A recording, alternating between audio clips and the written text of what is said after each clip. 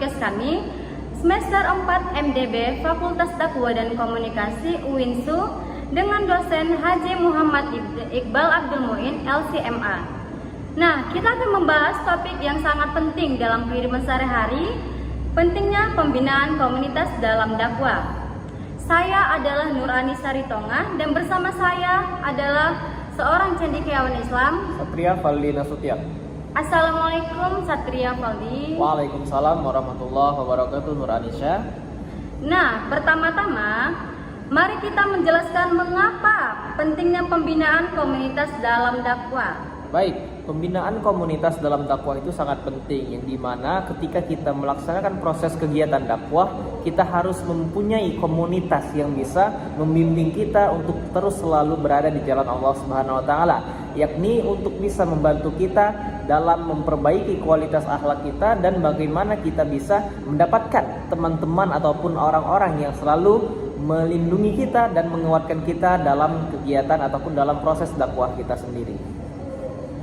Benar sekali. Apakah Bang Satria bisa memberikan contoh hadis yang relevan tentang pentingnya pembinaan komunitas dalam dakwah? Baik, ada beberapa hadis yang saya akan berikan kepada teman-teman semua. Yang pertama yang berbunyi, Al-muslimu ukhul muslim la yadhlimu wa la yudlam. Artinya, orang muslim sesama muslim adalah saudara dan tidak boleh saling zalim menzalimi. Maksud dari hadis ini ialah sebagai umat Islam kita harus bersatu dan berkumpul dengan sesama kita tanpa ada rasa perselisihan dan menzolimi satu sama lain. Karena ketika kita menzolimi satu sama lain, maka kita sudah tidak layak disebut sebagai seorang muslim. Karena itu persatuanlah yang menguatkan kita agar kita mendapatkan suatu perbedaan yang bisa menjerumuskan kita kepada suatu kemanfaatan dan kesuksesan dalam proses kegiatan dakwah kita. Sungguh pesan yang sangat penting. Jadi apakah ada hadis lain yang bisa Satria bagikan untuk agar para pendengar bisa memahami dan mengetahuinya? Baik, ada hadis kedua yang akan saya sampaikan, yaitu hadis riwayat Muslim yang berbunyi, Wallahu fi aunil 'abdi ma kana al-'abdu fi auni akhih. Rawahul Muslim, yang artinya, dan Allah senantiasa menolong hambanya selama hambanya itu menolong saudaranya. Maksudnya adalah sebagai umat muslim, kita harus juga bisa membantu saudara kita yang kesulitan.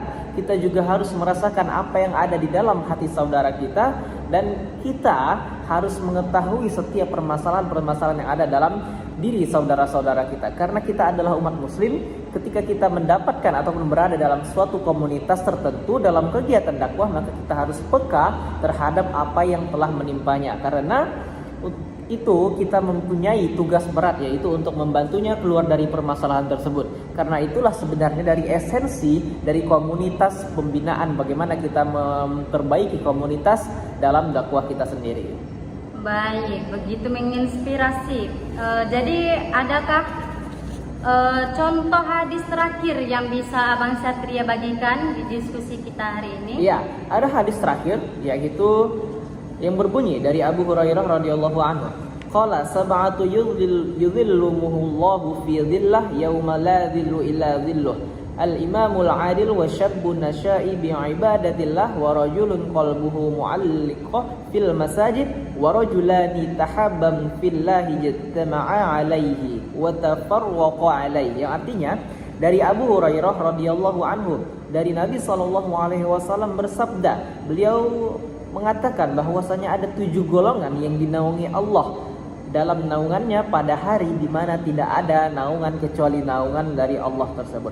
Yang pertama adalah imam yang adil, kemudian yang kedua adalah seorang pemuda yang tumbuh dewasa dalam beribadah kepada Allah, lalu yang ketiga seorang yang hatinya bergantung kepada masjid, dan yang keempat adalah 2 orang yang saling mencintai di jalan Allah, keduanya berkumpul karenanya dan berpisah karenanya. Nah, maksud dari hadis ini ialah bagaimana ketika seseorang bisa memiliki teman lebih dari 1, bahkan lebih dari 2, ketika itu mereka mencintai di jalan Allah, mereka saling menyayangi, mereka saling mengasihi di jalan Allah, dan mereka berpisah juga karena Allah. Nah, itulah alasan bagaimana Allah memberikan naungannya ketika tidak ada naungan lagi di hari kiamat kelak. Maka daripada itu, ketika kita dalam suatu komunitas dakwah, kita harus memiliki teman yang bisa mengingatkan kita kepada Allah, yang bisa mengingatkan kita kepada kebaikan-kebaikan yang harus kita laksanakan dan menjauhkan kita dari perbuatan-perbuatan buruk yang kita hadapi dalam proses kegiatan dakwah kita. Baik, terima kasih banyak kepada Satria atas pencerahan pada topik ini. Kami berharap para pendengar juga mendapatkan wawasan yang sangat bermanfaat bagi semua yang mendengarkan. Baik, terima kasih juga kepada Nur Anisha telah mengundang saya. Semoga informasi dari hadis-hadis tentang pentingnya pembinaan komunitas dalam dakwah ini bisa kita manfaatkan dan bisa kita aplikasikan dalam kehidupan sehari-hari kita. Nah, itu dia sahabat.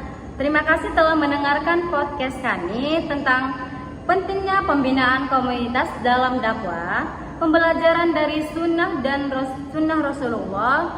Jangan lupa memanfaatkan waktu Anda dengan baik dalam berdakwah. Sampai jumpa di episode berikutnya. Wassalamualaikum warahmatullahi wabarakatuh.